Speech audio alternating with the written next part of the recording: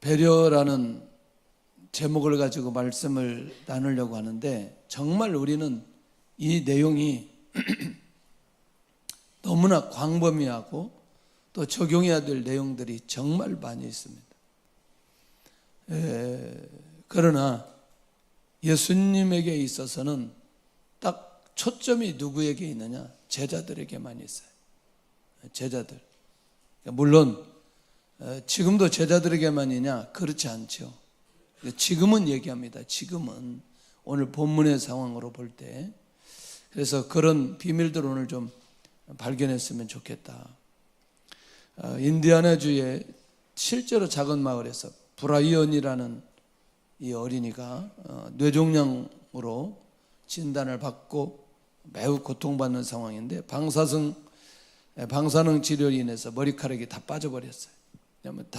아마 우리도 이제 그런 분들이 있는데, 학교가 하기가 싫은 거죠. 머리가 없으니까.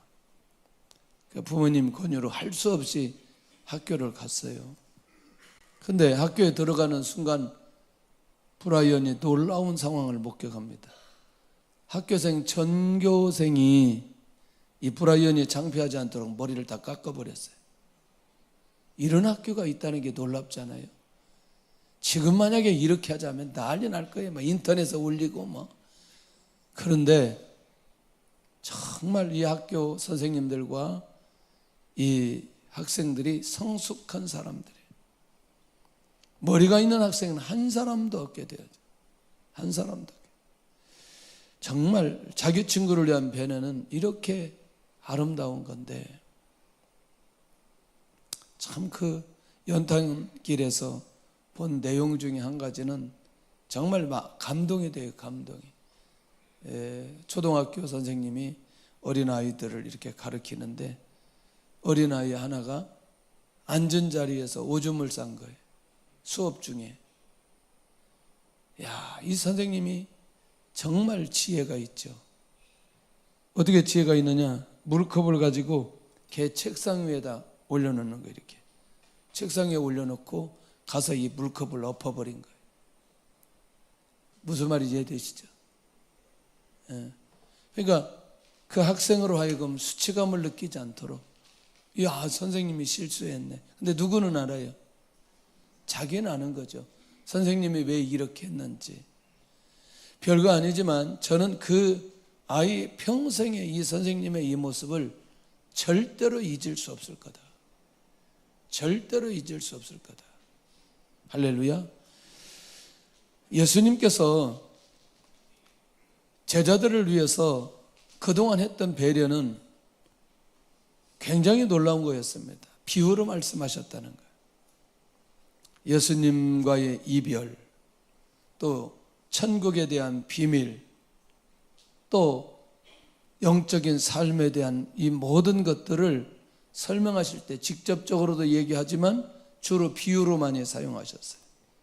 그런데 더 중요한 건 예수님이 가시고 또 예수님과의 관계가 단절될 것 같은 상황에 불안하고 두려움 속에 있는 그들에게 위로와 소망이 필요한 상황에서 기가 막힌 말씀으로 하나씩 위로해 주시는, 좀 건드려 주세요. 나를 좀 쳐다보라고.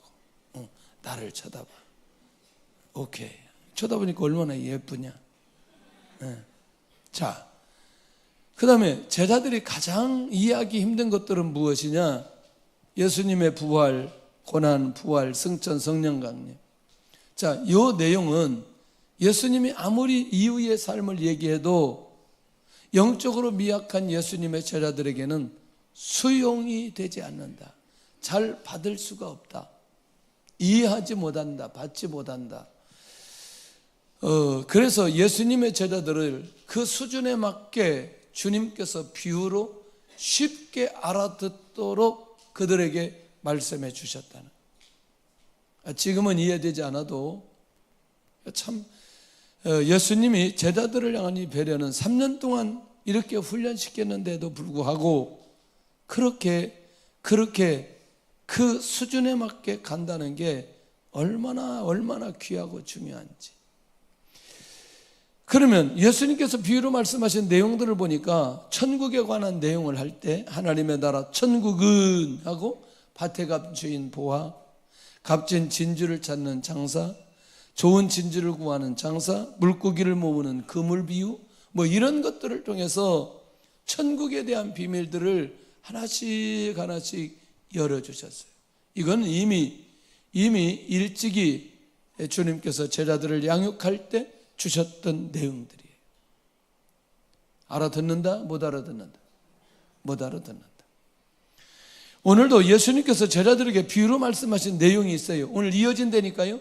16장이 이어진다니까, 따로 떨어진 게 아니라니까. 지난주에 설교했기 때문에 지난주가 이번 주가 따로 떨어지는 게 아니고 16장이 한말 14, 15, 16장이 같은 날 다 이루어진 거니까 결국 오늘 예수님께서 제자들에게 비유로 말씀하신 내용이 성령 강림 이후에 기쁨을 해산의 기쁨으로 비유해서 말씀해 주신다니까요. 자, 한번 보세요. 오늘 여기 16장 21절을 한번 보시겠습니다. 지난주에 했던 내용 시작. 여자가 해산하게 되면 그때가 이르렀으므로 근심하나 아기를 낳으면 세상에 사람 난 기쁨으로 말미암아 그 고통을 다시 기억하지 아니하느니라. 그러니까 이 말이 무슨 말이냐면 아이를 가져서 해산하게 되면 아이를 낳게 되어지는 해산의 고통 때문에 근심하나 아기를 낳으면 세상에 사람 난 기쁨으로 고통을 기억한다, 기억하지 않는다? 기억하지 않는다. 네. 그런데 중요한 건 그 기쁨을 갖기 위해서는 인내와 수고가 필요하다는 거예요. 인내와 수고가 필요하다. 그 기쁨을 갖기 위해서는 해산의 고통이 필요하다는 거죠. 그럼 여기서 해산의 고통이라는 게 뭐죠? 아니, 예수님의 십자가의 죽음과 부활 사건이잖아요. 그러니까 이걸 그대로 지난번도 계속해서 얘기했지만 여전히 예수님의 제자들은 들린다, 안 들린다? 안 들린다. 자, 22절 시작. 지금은 너희가 근심하나 내가 다시 너희를 버리니 너희 마음이 기쁠 것이요 너희 기쁨을 빼앗을 자가 없으리라. 그러니까 뭐냐면 예수님이 십자가에 죽으시지만 해산의 고통이 있지만 반드시 예수님은 뭐 하신다? 부활하신다. 부활하신 예수님을 만날 때 예수님의 제자들이 느끼고 경험하는 기쁨, 그들이 하나님 앞에 기도하고 성령 강림을 통해서 주시는 그 기쁨, 이거 절대로 빼앗기지 아니하리라. 자, 이렇게 지금 예수님이 제자들을 양육하신다는 말이죠. 지금 배려하면서 하나씩 가르쳐 주는데 아직은 안 들리는. 자, 비유를 통해서 주님께서 주신 더 깊은 의미는 뭐냐?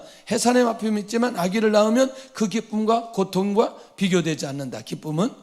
그러므로 해산의 고통은 다시 기억나지 않을 거다. 그래서 뭐 하느냐? 다시 또 아기를 낳게 되어진다. 결국 지금의 근심이 무엇으로 바뀔 것이다? 기쁨으로 바뀔 것이다. 그런데 그 기쁨은 빼앗긴다, 빼앗기지 않는다. 빼앗기지 않는다. 이게 너무나 그냥 성경에 기록되어 있기 때문에 별로 어려운 내용은 아니거든요. 그런데 중요한 건 여기가 중요하다는 거죠. 이걸 이론적으로 받아서 머리에 만족하는 그것보다 더 중요한 게 진짜 나 예수님 때문에 기쁨의 생활을 누리고 있느냐는 거예요. 예수님 때문에 내 정말 어떤 상황 속에서도 어떤 상황을 극복하고 일어나고 있느냐는 거예요. 예수님 때문에 어떤 환난이나 고난이 계속해서 나를 지배해도 예수님이 내 안에 계시고 내가 예수님과 함께함으로 주님의 사명이 있고 주님의 뜻이 있고 주님의 말씀이 있으니 그것을 이길 만한 힘이 우리 안에 있느냐는 거예요. 이거 굉장히 중요하거든요.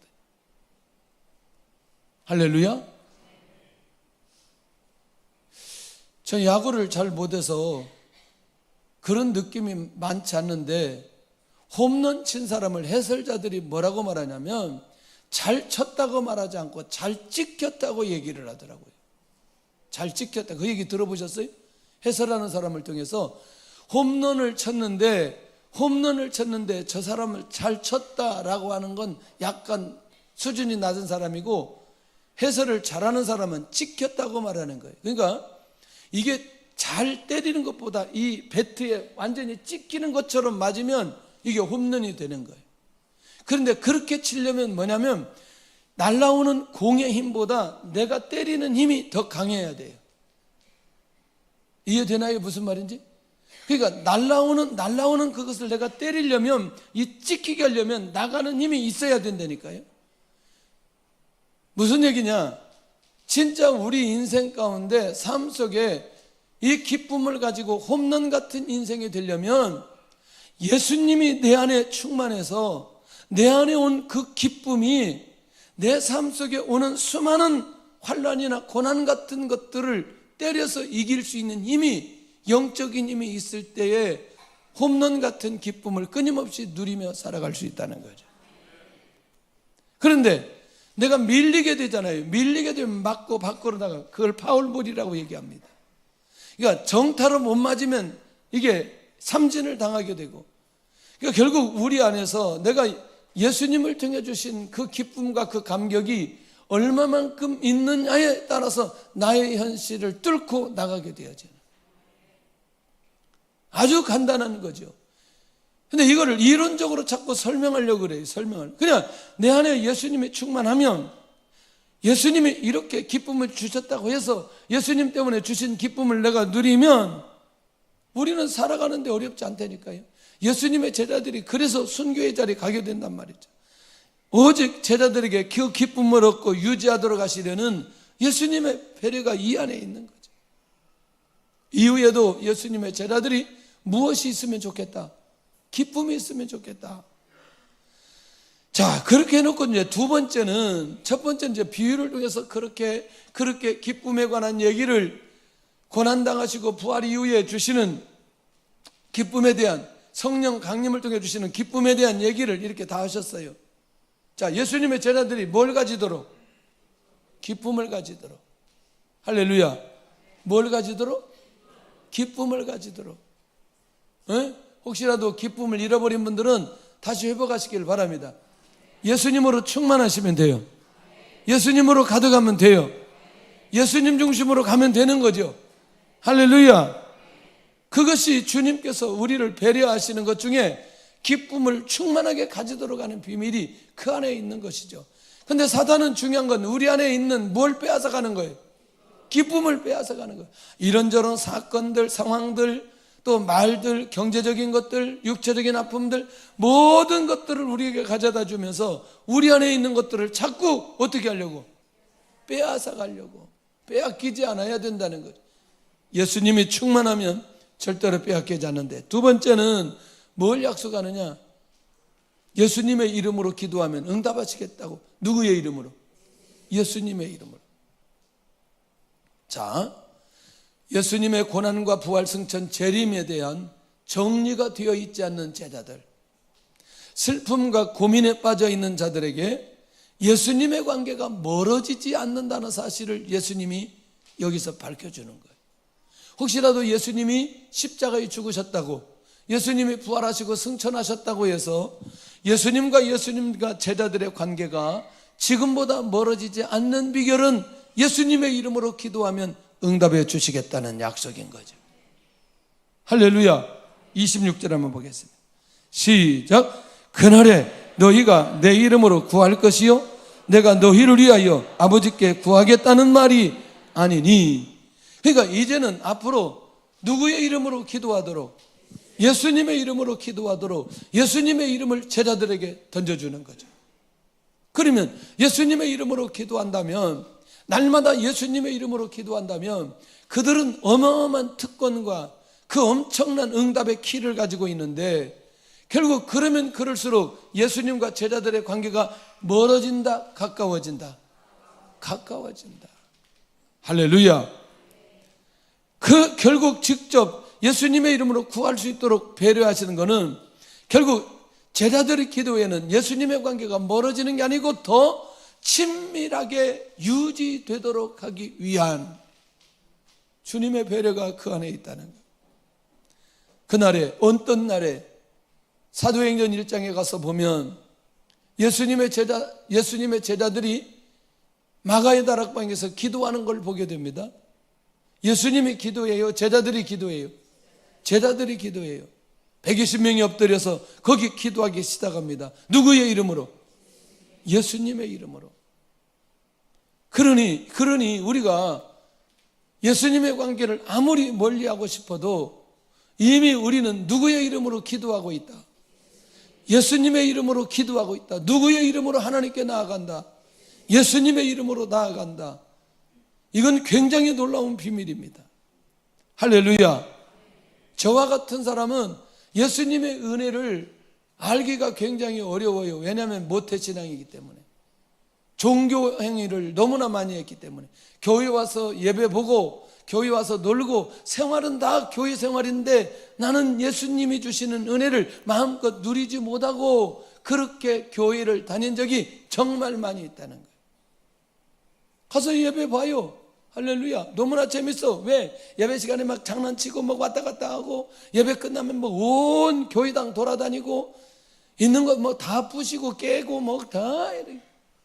도대체 무슨 그러니까 놀이터예요. 교회가 저한테는 놀이터예요. 예수님의 은혜를 느낀다는 게 이게 별로 느낌이 없어요. 근데 정말 재밌을 때가 있어요. 왜냐? 성경학교 재밌어요. 왜? 간식 주니까. 정말 너무너무 재밌어. 성경학교 계속해서 했으면 좋겠어. 근데 성경학교 끝나면 너무나 허전해. 너무나 허전해.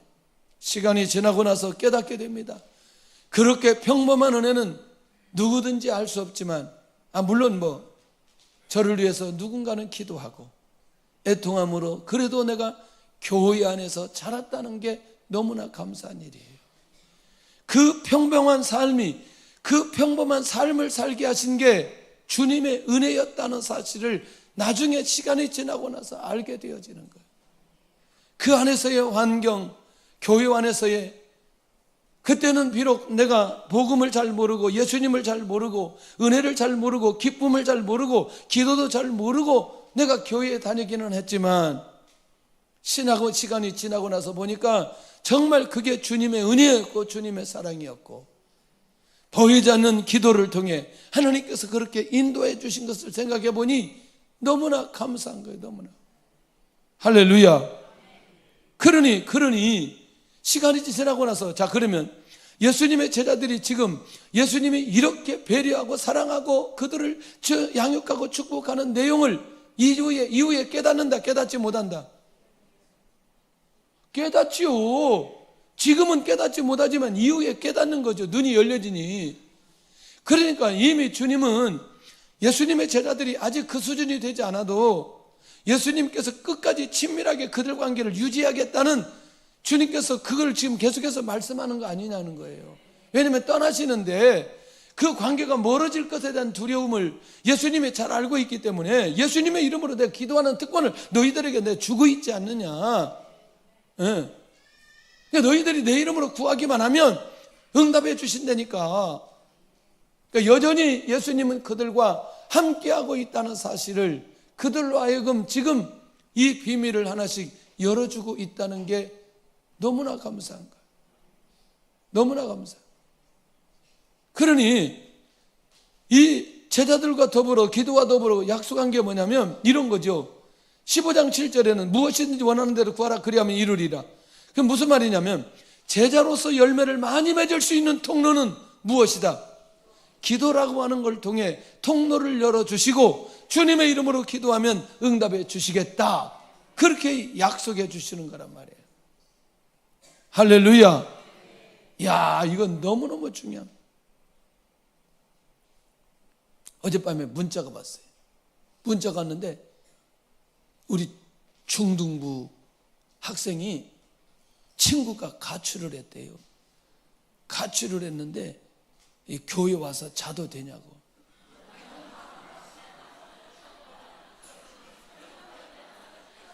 그 사역자가 오라 그래가지고 걔랑 같이 잤어요. 같이 잤어요. 근데 얘가 예수님 안 믿는 애예요. 지금 3층에서 예배 드리고 있어요. 응? 이야, 기가 막힌 일이에요. 근데 얘가 지금 금년에 한 30명 전도하겠다는 애예요. 하나님이 이렇게 붙여서 가출하게 만들고 방황하는 애 친구가 되어가지고 지금 같이 예배 드리고 있더니 아까 엘리베이터에서 만났어요. 오, 너냐? 나는 이미 날고. 근데 얘가 또 삼성마을에 산대요. 삼성마을에 산다고 몇 단지냐? 그러더니 저 4단지예요. 갑자기 자기 동네 이름을 내가 아니까 깜짝 얘가 놀래가지고. 자, 전도를 할 땐 기가 막힌 방법으로 하나님께서 하게 하시는데, 왜냐면 본인이 그렇게 기도하고 이것도 하나님께서 전략 중에 하나로 주신다는 게 얼마나 감사한지. 그러니까 하나님께서 어떤 결과물을 주실 때는 과정이 필요한데, 그 과정은 기도라는 과정과 그리고 응답이라는 건 예수님의 이름으로 기도할 때 결국 그것을 열매로 이어지도록 결과물을 허락해 주시는 이 과정이 얼마나 중요한데. 자, 지금이라고 하는 게 예수님의 제자들이 지금 16장에 지금은 이 내용이 정리가 되지 않지만 사도행전 1장 2장만 가도 이 내용이 그냥 정리되어 있다니까요. 1장 기도하지요, 2장 선포하지요, 2장에 교회 세워지죠, 3장에 안진병이 일어나죠, 4장에 핍박이 일어나죠, 5장에 가서 아나니아 삽비라 이거 하나님 앞에 이게 제대로 쓰지 못한 거 딱 정리해버리죠. 6장에 일꾼들 세우죠. 7장에 세상에 순교자가 일어나기 시작하고, 그때부터 본격적으로 이제 예루살렘, 유대, 사마리아 땅끝까지 이제 확장되어지는 기가 막힌 일들이 벌어져요. 조금만 지나고 나면 이해되지 않는 것들이 정리되기 시작한다니까요. 뭐가 필요하다? 과정이 필요하다. 과정. 그 과정 속에 절대적인 건 기도가 필요하다. 할렐루야. 그러면 무엇이 열매로. 아까도 일부 예배 때 그런 얘기 했어요. 자, 우리나라가 30년 40년에는 전에는 아무리 이렇게 스포츠 선수들이 열심히 뛰어도 이거 메달 따기가 너무나 어려웠어요. 근데 우리나라 세계적인 거 있잖아요. 세계적인 거. 양궁만 있어요? 수준을 좀 올리세요. 쇼트트랙도 있어요. 자, 그런데 무슨 얘기냐면 지금은 과학적으로 무엇을 어느 정도 어떻게 먹어야 결국 힘을 쓸 수 있는지, 좋은 성적을 낼 수 있는지 과학적으로 분석을 해서 선수들에게 음식을 먹도록 해요. 좋은 음식을. 이해되시죠? 무슨 말인지. 그러니까 무슨 얘기예요? 뭘 잘 먹어야 그 다음에 힘이 나서 뛸 수 있는 거 아니겠어요? 그래서 전에는 유럽 선수들하고 경기를 하면 이게 해볼 수가 없어요. 왜냐하면 이 사람들 음식 문화 자체가 전혀 다른 거예요. 밥만 먹고 뛰는 사람하고 고기만 먹고 뛰는 사람하고 완전히 다르죠. 채소만 먹고 뛰는 사람하고 고기만 먹고 유학간 분이 한 분이 그런 얘기하는 거예요. 미국에서 공부하는데 도대체 감당이 안 된다네. 왜 감당이 안 되느냐? 다른 친구들은, 저 미국 친구들은 이틀 3일 날을 새면서도 공부하는데 체력이 흔들림이 없는데 하루만 날을 새면 이게 몸이 견디지를 못한다는 거예요. 왜 그러느냐? 풀만 먹었기 때문에. 풀은 여기서 야채입니다.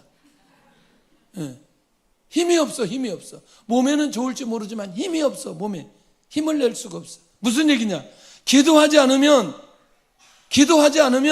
아무리 믿음 있는 것 같지만 결과물이 나타나지 않는다는 거예요. 사도행전 1장에 그들이 기도함으로 인해 열매 맺는 삶으로 그렇게 인도받는데, 결국 제자로서 열매 맺을 수 있는 유일한 길은 뭐냐? 기도하는 거라. 자, 그러면 제자들이 예수님의 이름으로 기도해야 하는 이유는 지금 예수님을 사랑하고 예수님께서 하나님께서 온 줄로 믿기 때문에. 갑자기 무슨 얘기야 이 얘기가. 26절 한번 보세요. 27절 시작. 이는 너희가 나를 사랑하고 또 내가 하나님께로부터 온 줄 믿었으므로 하나님께서 친히 너희를 사랑하심이라. 26절 그날에 너희가 내 이름으로 구할 것이요 내가 너희를 위하여 아버지께 구하겠다는 말이 아니니. 그러니까 결국에는 예수님의 제자들이 어느 자리에 가겠다는 거예요? 기도의 자리에 가겠다는 거죠. 기도의 자리에 간다니까요. 근데 기도의 자리에 가는 건 제자들이 그래도 누구를 사랑하고 예수님 사랑하고 예수님이 하나님께로부터 온 자라는 사실을 그들도 믿는다는 거예요. 지금이다, 이후이다. 이후이다. 자, 그렇기 때문에 이때 이것을 미리 바라보고 주님께서 말씀해 주신다는 건 너무너무 놀랍다. 결국 지금 아직 예수님의 제자들이 그런 상황은 아니지만 칭찬해 주는 거예요. 너희들이 나를 사랑하고 내가 아버지께로 왔다는 사실을 믿기 때문에 너희들이 내 이름으로 기도할 것이다. 기도해라. 와, 이 배려는요, 인내입니다. 인내. 배려는요, 기다림입니다. 할렐루야. 기다려주는 거예요. 믿어주는 거예요. 그러니까 예수님께서는 이 제자들을 절대로 포기하지 않으시는 거예요. 자, 보세요. 기도의 특권을 처음으로 사용한 건 어디냐면 사도행전 1장 14절에 아까 얘기한 대로 그들이 모여서 함께 기도한 것이고 예수님이 떠나시고 나는 엄청난 이 변화의 기도가 일어났고 결국 이때는 예수님과 관계를 유지하고 말씀이 들려진 제자들만 기도하게 되는데 그 다음에 두 번째 기도가 충격적인 거죠. 자, 박해합니다. 예수님의 이름을 전하지도 말고 말하지도 말아라. 그런데 이 예수님의 제자들이 뭐 하기 시작하느냐? 모여서 기도하기 시작합니다. 우리로 하여금 담대히 하나님의 말씀을 전하게 하여 주옵소서. 그러더니 모인 것이 진동하게 하고 하나님의 말씀을 담대히 전하는, 그러니까 자신의 부르심을 담대히 감당하도록 기도하는데 그들이 실제로 그런 삶을 살아가 버리는 거예요. 모인 것이 진동하고 성령이 충만하고 담대히 말씀을 전하기 시작하는 거예요. 뭐가 나왔어요? 아까 무엇이든지 원하는 대로 구하라 그리하면 이루리라 그렇게 얘기했어요. 그러면 그게 뭐라 그랬어요? 열매라고 얘기했잖아요.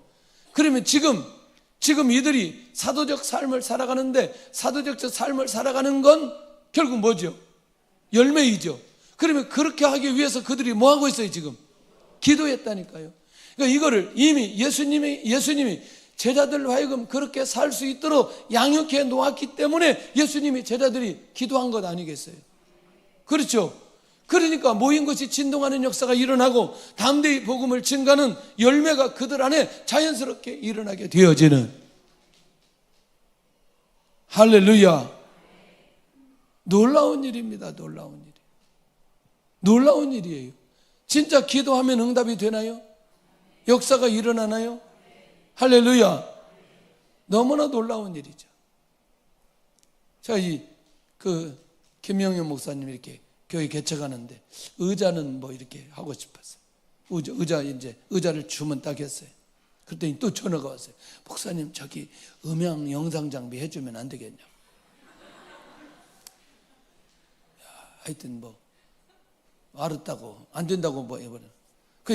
제가 겉으로는 얘기를 못하고 하나님 앞에 기도 못하고 속으로 하나님 응답하여 주옵소서. 그리고 3시간 기도하기 전에 어느 권사님하고 얘기하는데 기가 막힌 응답을 받는 거예요. 이야, 세상에 돈이 생겼어요. 돈이. 우리 권사님이 건축원금을 하려고. 근데 그랬어요. 건축원금 우리 교회 하나 그 교회나 마찬가지니까 그쪽으로 하자 그랬어요. 그러더니 그렇게 하겠대요.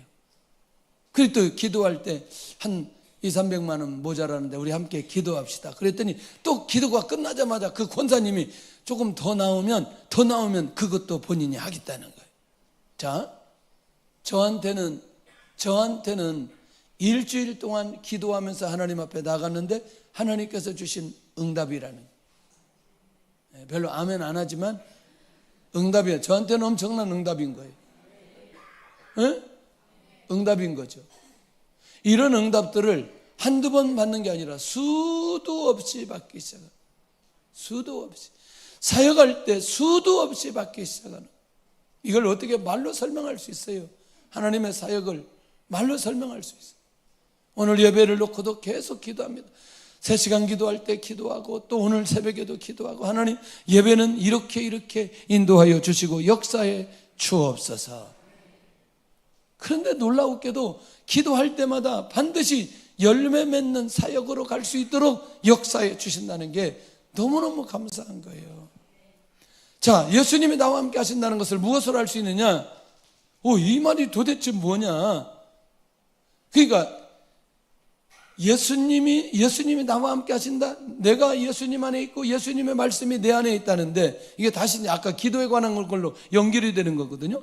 예수님의 이름으로 기도 응답받으실 때 확인할 수 있게 되는데, 그 말이 무슨 말이냐? 결국 뭐냐? 예수님이 나와 함께 있다는 건 예수님의 말씀이 내 안에 있다는 것이고, 예수님의 이름으로 기도한다는 건 예수님이 나와 함께 있다는 사실을 내가 확인할 때 기도할 수 있다는 거죠.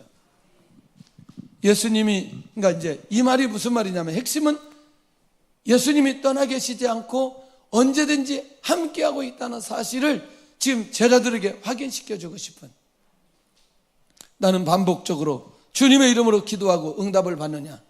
받으시기를 바랍니다. 세 번째, 주님은 이후의 삶을 통해 제자들을 어떻게 배려하시느냐? 세상에 자신이 아버지에게서 먼저 나왔다고 제자들에게 밝혀주시는데 28절 한번 보세요. 시작. 내가 아버지에게서 나와 세상에 왔고 다시 세상을 떠나 아버지께로 가노라. 이게 무슨 말이에요? 핵심은 뭐예요? 아버지께로부터 왔고 누구에게로 간다? 예. 그런데 더 중요한 건 특별히 예수님은 누가 함께 하신다? 하나님 아버지와 함께 하신다. 나는 항상 그가 기뻐하시는 일을 행함으로 나를 혼자 두지 아니하신다.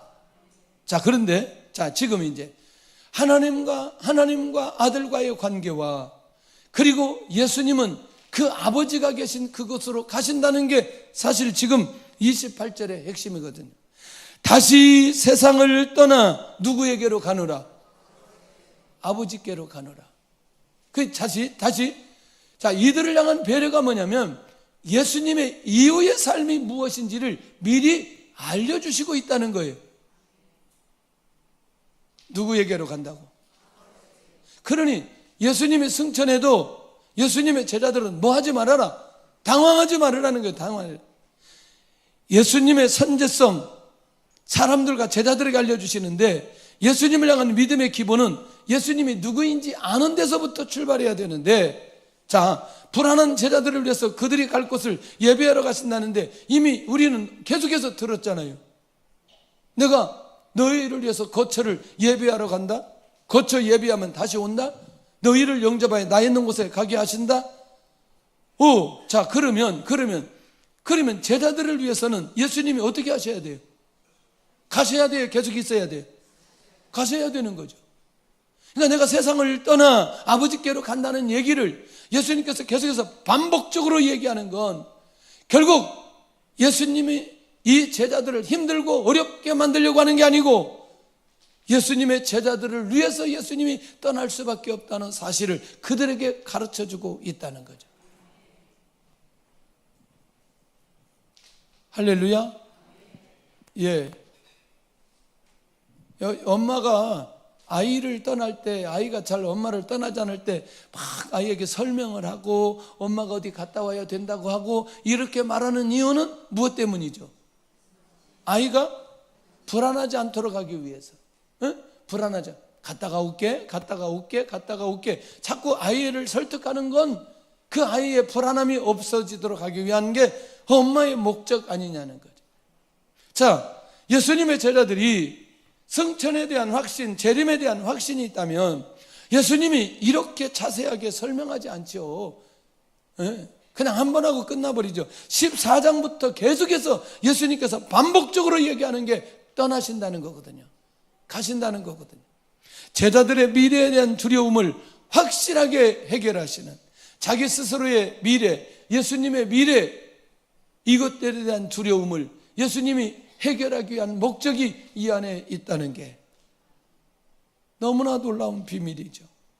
이렇게 제자들의 마음 하나하나를 살피시면서, 이렇게 제자들의 마음을 하나씩 단단하게 하면서 결국 이 양육하시는 예수님의 이 배려의 모습, 그러면서 14장 18절에는 제자들을 고아와 같이 절대로 버려두지 않겠다는 거예요. 고난당하시고 부활하신 이후에 승천하시고 재림하시고 오신다는데, 결국 미래에 대한 확신이 있을 때에 제자로서의 사명을 감당할 수 있는 거 아니겠어요? 무슨 말이냐? 주님이 언제든지 우리를 보호하시고 지켜주신다. 그러기 위해서 예수님이 떠나면 누구 보내신다? 보혜사 성령님 보내신다고 약속해 주셨어요. 예수님이 떠나시는 게 아니고 누구 보내주신다? 성령을 보내주신다. 그리고 예수님 때가 되면 다시 오신다. 그 말은 예수님을 무엇과 같이? 고아와 같이 버려두지 않는다. 할렐루야, 할렐루야. 그렇게로 말하면은 여기 고아죠. 나도 고아지. 어머니 아버지 없으면 고아지. 근데 고아라고 말해요, 안 해요? 안 하죠. 진짜 고아는 어렸을 때 그의 보호하심과 인도하심이 있어야 되는데, 그거 없을 때 고아라고 말하지. 이렇게 컸는데, 부모님들이 세상 다 떠났는데, 천국 갔는데 나 고아야 이렇게 말하지는 않잖아요. 왜? 지금은 내가 모든 상황을 헤쳐나갈 수 있기 때문에. 결국 우리 주님은 절대로 이 제자들을 고아와 같이 버려두지 않겠다고 확신을 시켜주면서 결국 두려움 속에 있지 않도록 만드는 주님의 배려가 이 안에 있는 거 아니냐는.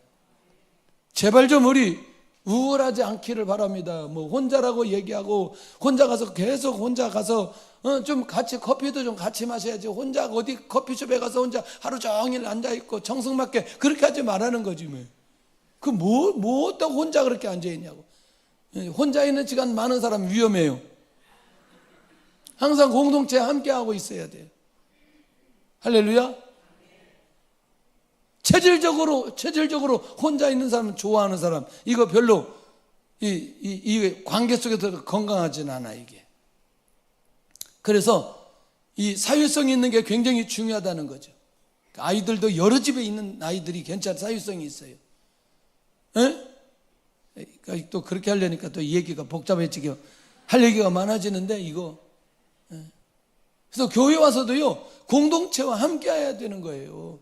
혼자 조용히 예배만 드리고 왔다가 혼자 가버리고 이러지 말고, 공동체와 함께 할 때, 내가 고난당할 때, 내가 고아처럼 생각할 때 같이 끌어주고 기도하고 함께하는 사람이 있을 때 건강하게 되어지는.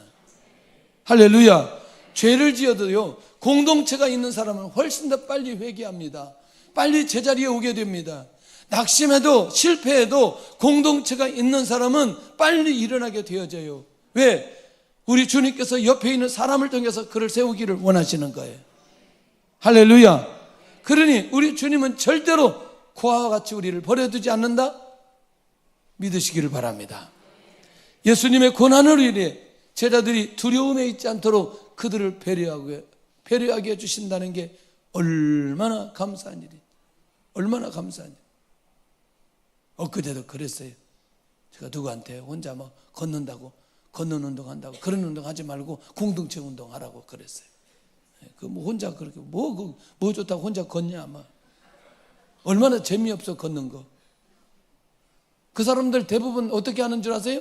여기다 뭐 꽂고 혼자 계속 여러 번 얘기했어요. 여러분. 이번에도요, 우리 고별 축구대회였어요. 사역자들 고별 축구대회였는데, 나는 이게 주의 영이 임했어요. 김영현 목사에게. 공만 차면 골인이 돼요. 절대로 각도가 골이 들어갈 그 각도가 아닌데 차면 들어가는 거예요. 주께서 위로해 주시는구나, 주께서 역사해 주시는구나. 너무나 놀라운 일이에요. 왜냐면 이제 그 팀이 잘하는 친구들이 많이 갔어요. 우리 팀에는 개발들이 둘이나 있었어요. 아니, 내가 찬스를 만들어주면 둘이는 다 다른 동네로 쳐버리는 거예요. 그 어떻게 한 사람도 아니고 두 사람이 그렇게 하냐. 그런데 봤더니 저쪽 팀을 위로하고자 하는 하나님의 계획이 있는 거예요. 위로하고자.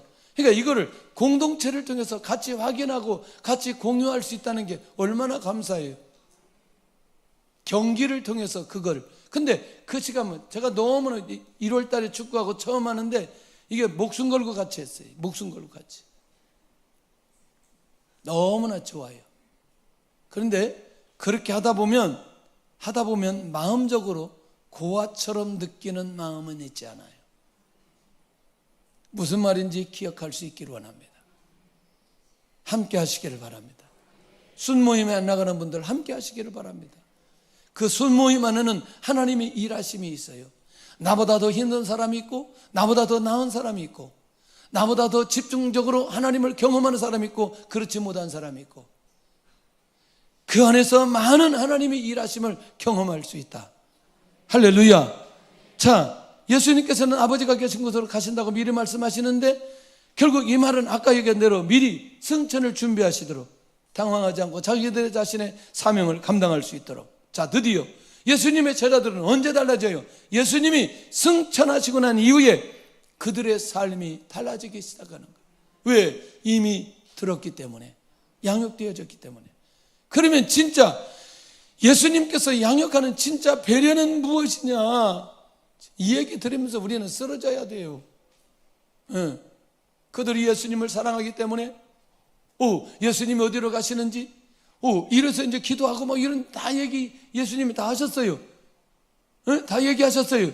그런데 이 말씀하시는 바람에 세상에 32절 한번 보실래요? 와, 시작. 보라, 너희가 다 각각 제 곳으로 흩어지고 나를 혼자 둘 때가 원하니 벌써 왔도다. 그러나 내가 혼자 있는 것이 아니니라. 아버지께서 나와 함께 계시느니라. 지금 시기는 어느 시기예요? 자기들 이제 이 31절에 믿느냐, 믿었다, 안다, 이제 이렇게 막 자꾸 자기들 얘기하는데 중요한 건 다 도망간다는 거. 그런데 그것까지도 주님이 알고 계신다는 거.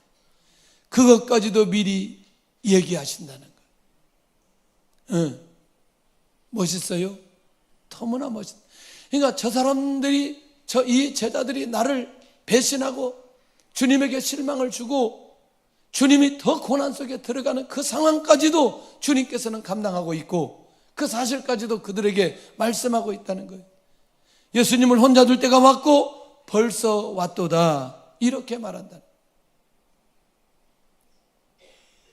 어떠세요? 너희들 다 배반할 거야. 나 배반한다니까. 나 혼자 두고 다 떠날 거라니까. 근데 주님에게는 이게 스가랴 13장 7절에 성취라는 걸 기억하고 있기 때문에 그게 문제가 되지 않습니다. 아멘. 우리는 좋은 관계일 때는 어렵지 않으나 이렇게 예수님과 제자들의 관계처럼 다 흩어져 버릴 이때는 감당하기가 매우 어려울 수 있습니다.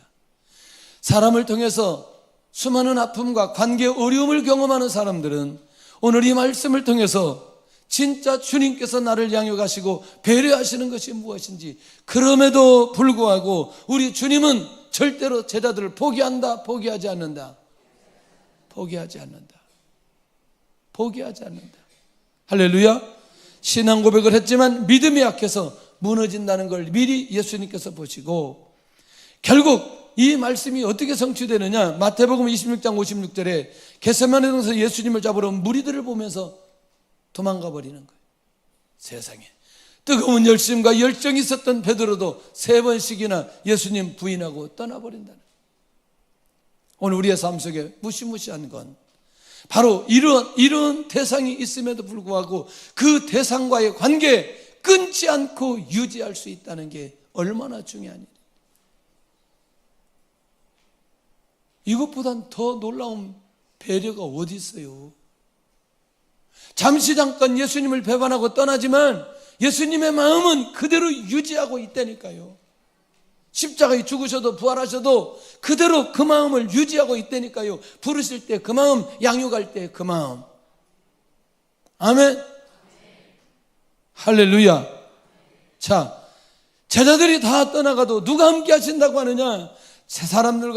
제자들과 사람들의 배신에 아무런 영향을 주님 옆에 끼치지 못하는 건 하나님이 예수님 편에 계셔서 함께 하시기 때문에, 이게 비밀인 거예요. 사람이 다 떠나도 하나님이 나와 함께 하신다는 확신만 있다면 전혀 문제가 되지 않습니다. 아멘. 그리고 언젠가는 다시 회복하고 하나님의 놀라운 역사가 일어나게 되는데, 항상 우리가 그런 얘기 하잖아요. 보디발의 아내가 요셉을 감옥에 집어넣어놓고 나중에 국무총리 되었을 때 어떻게 보디발의 아내가 요셉을 쳐다볼 수 있었을까? 너무너무 재밌어요. 안 보지만 너무너무 재밌어요. 궁금해. 그런데 요셉은 전혀 문제 삼지 않아요. 우리는 깨어 있어야 됩니다. 그럼에도 불구하고 우리 예수님이 그렇게 이 모든 상황을 맞이할 수 있는, 감당할 수 있는 건 하나님이 함께 하시는 그것이 내 안에 있다는 사실을 이들에게 알려줍니다. 알려줘요.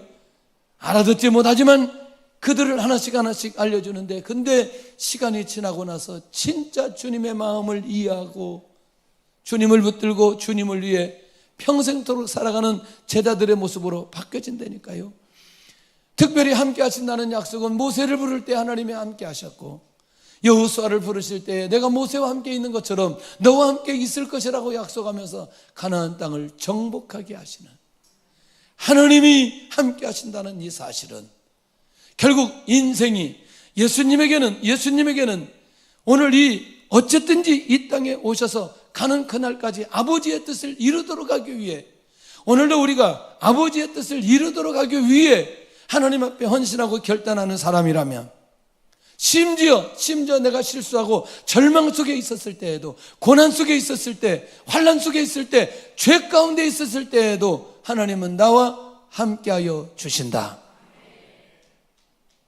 예수님의 제자들이 어디에 가든지 세상 끝날까지 내가 너희와 항상 함께 있으리라. 마태복음 28장 20절에 그렇게 약속해 주셨잖아요. 흔들리지 않도록. 자, 진짜 중요한 배려는 바로 이 33절이었습니다. 예수님 안에 평안을, 자, 내가 이것을 너희에게 이르는 것은 너희로 내 안에서 무엇을 누리게 하렵니라? 평안을 누리게 하려 함이라. 평안을 누리게 하려. 이게 목적이었어요. 그리고 세상에서는 너희가 환난을 당하나 담대하라, 내가 세상을 이기었노라. 평안을 누리게 하는 것과 예수님의 제자들 안에 담대함을 주시도록 하기 위해서 지금까지 그 많은 시간 말씀으로 양육하고 이 제자들을 배려하시는 예수님의 모습을 보게 됩니다. 오늘 주님이 우리 안에도 이 평안함이 있기를 원하십니다. 주님이 우리 안에 이 담대함이 있기를 원하십니다. 그것이 지금까지 주님께서 나를 기다리신 이유였습니다. 제자들이 진정한 평안을 누리는 원리를 말씀하신 예수님, 그래서 제자들에게 비유로 말씀하시는 주님의 기쁘신 배려하심을 알겠는가? 내가 직접 하나님께 기도하여 응답받도록 하신 주님의 배려의 사랑을 느끼는가? 나를 혼자 두지 않으신다는 주님의 사랑 때문에 두려워하지 않을 수 있겠는가? 세상을 이기신 예수님의 평안을 누리기 원하는가? 찬양하면서 예물 드리는 시간을 갖겠습니다.